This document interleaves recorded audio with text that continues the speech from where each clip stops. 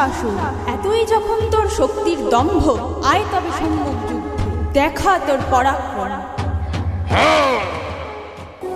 দেবী অষ্টাদশ পূজা মূর্তি পরিগ্রহ করে শঙ্খে দিলেন ফুৎকার।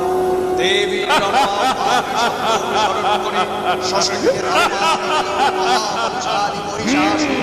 অসুররাজ লক্ষ্য করলেন মহালক্ষ্মী দেবীর তেজ প্রভায় ত্রিলোক জ্যোতির্ময় তাঁর মুকুট গগন চুম্বন করছে। পদভরে পৃথ্বী আনতা